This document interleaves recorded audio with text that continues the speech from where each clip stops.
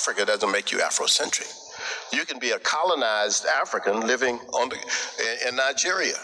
You can be a disoriented African living in Kenya. And I taught in Zimbabwe, and I met many disoriented and dislocated Africans living in Zimbabwe. So that place has, in terms of location, geographical, has nothing to do with it.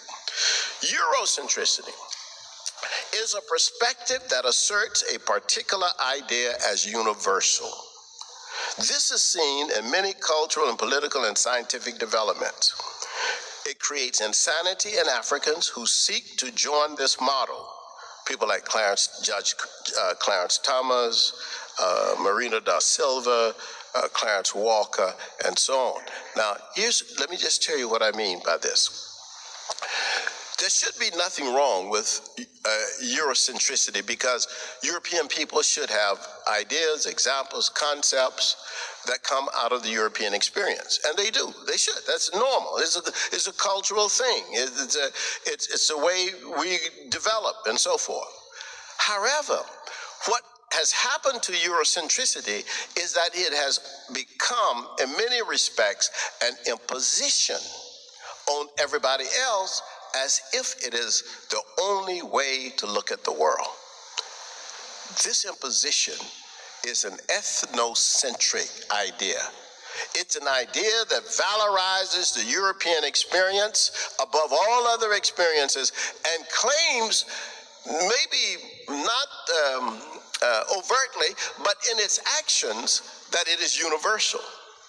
That the way white people do things right, the way other people do things wrong. That is taking all the space, to cover all the grounds. This is the way it should be done. Why do you do it that way in China? This is the way it should be done. Why do you do it that way in India? This is the way it should be done. Why do you do it that way in Africa? This is the way it should be done, you see? So what has happened is that many people, particularly who have been dominated or who live in a society where they don't have control or power, they accept that as reality. That is a universal thing. European experience is universal. However the Europeans say it, then that is what should be done. This is seen in almost everything. Let me just raise this question with you. Do you imagine that the Africans who built the civilizations along the Nile River never named the stars? Then you ask the question, why are all the names now given by Europeans? Didn't the Africans have a way of naming the days of the week? Then why do we get them European, you see? So the Afrocentrist says, wait a minute, there were Chinese scientists who did fireworks long before Europe. Who elevates the Chinese? At least in this notion of Western universalism, it is that is our fundamental issue and problem, you see. So how do you grapple with that in an intellectual way? This is what the Afrocentric is about. Our main assumptions are these, and I'll be quick. I don't know what time I have time. I'm sure, Christy, you would tell me what time. Give me about 5 or 10 minutes to wind down, huh? Okay.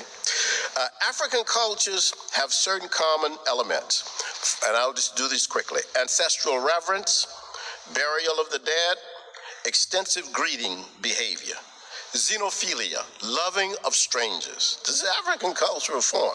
Wherever you go on the continent, it's the same. Whether you're white, black, Arab, Asian, you go on the continent, we greet you. That's the African continental value. It's a value that if a person has been traveling, you give them water.